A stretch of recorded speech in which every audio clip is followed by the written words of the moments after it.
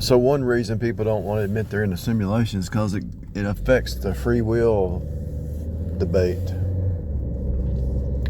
Number one, you have to realize you're not in control. You're actually in a box. It's actually a birthing box. But if you do a thought experiment, it really, this thought experiment will really just take you to the next level, I think. So if you go out in your backyard and you dig a hole and you put some rocks in it and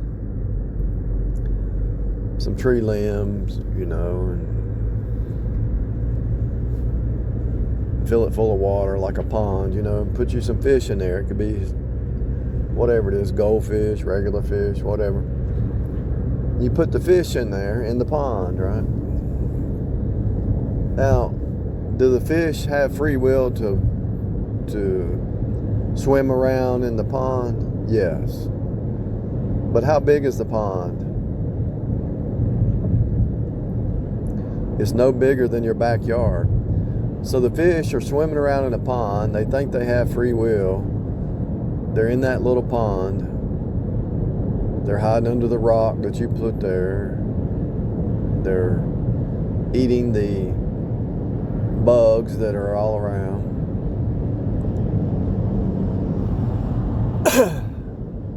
They're hiding under that branch, that let's say you put a piece of wood in there. They're hiding behind that. Do they really have free will?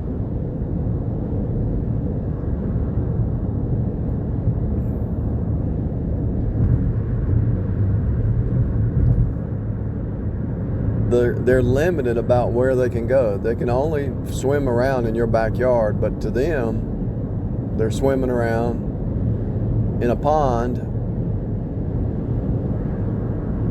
that they think they're free. They think they have free will. So God has created a pond for you to swim around in. Usually, what do? You go to work, you go back home, you go visit somebody, you go back home, you go here, you go there. You might go on vacation once or twice a year. If you got a lot of money, you might travel the country more, but you're still in a pond. You're in limited space. Even if you go to another country, what is over there? They have a culture that you have to abide by. You have to act according to that culture, right?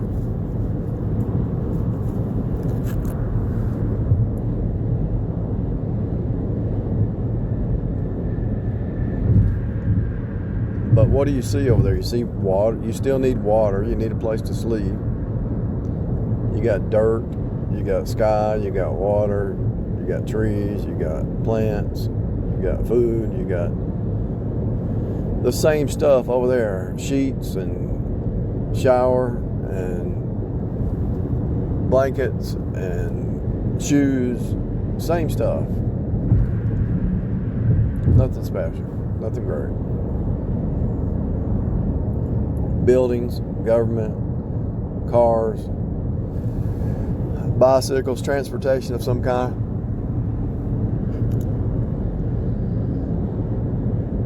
Yeah, you might be able to go more places if you got more money, but it really is the same. It's really the same no matter where you go. So you might be in a bigger pond, but it's still a pond. You're limited. Not only are you limited by finances and time, but you're limited by your physical strength and your ability. A lot of people climb mountains. Think about it. Why are they climbing a mountain? They're trying to press past their boundaries. A lot of people die climbing mountains. They're pressing past their boundaries, trying to escape their boundary, their limitation. Mentally, spiritually, soul. Why do people say, well, I'm going to remote view, or I'm going to astro travel, or they try to do all that stuff because they want to extend past their boundary. But if you think about it, if man does his own will, anyway, if you do the thought experiment, you have limited free will, because you could go in your backyard and put a different kind of stuff in the pond or different kind of food, and the fish in the pond, they can't do anything about that. But it leads you back to limited free will, because you have boundaries, borders. You know, people walk across the border for a long ways, but you know, they got to eat something, don't they? If they're eating grass or whatever they're eating. Most of the stuff you see on the news is just all fictitious anyway. It's all scripted. The Gentile nation's a lie, right?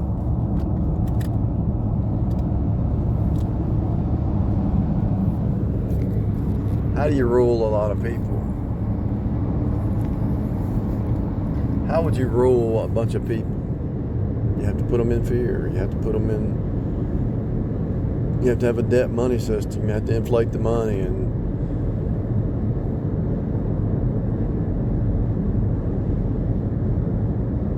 distractions, entertainment. If somebody got serious about breaking free from the system, they would knock and seek and ask God directly, because everybody let's say there's a bunch of fish in the pond, and the fish saying, well, how do we get out of this pond? I've already went around this pond 1,000 times, and we've got this branch over here, we got this stump, this rock over here. There's only so many sights to see, you know. So it's spiritual. No matter where you go, you are there. No matter where you go, you're still there.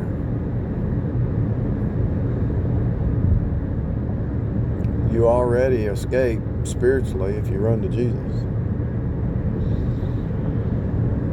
Because the mind of Christ is outside the pond. The matrix is the pond.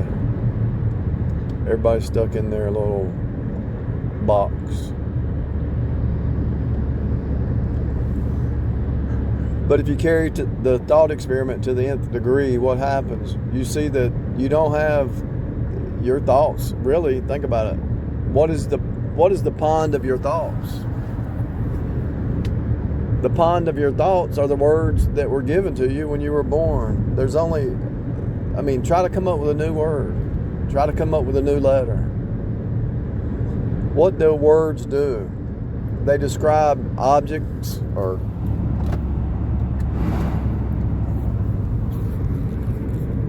concepts, ideas inside the pond.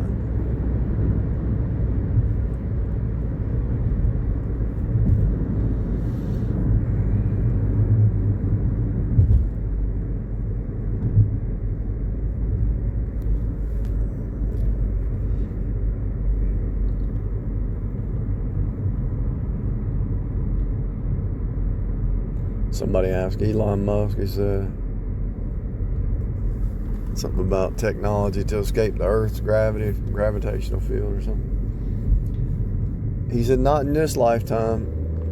In other words, bending gravity or whatever. For him to say that kind of blows your mind, don't it?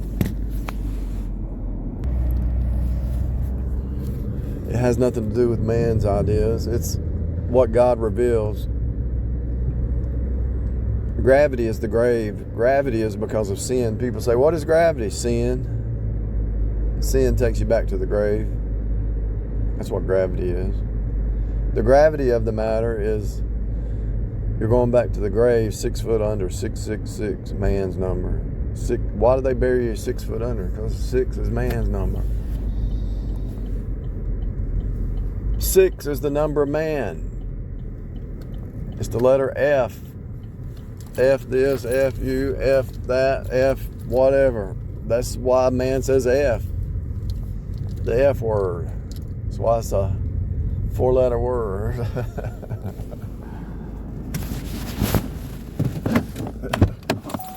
Code of speech. 4-letter word. What does that mean? You might say, well, 4-letter word. Four is what? The earth plane, right? It is the door, but the earth plane is the door to the spirit.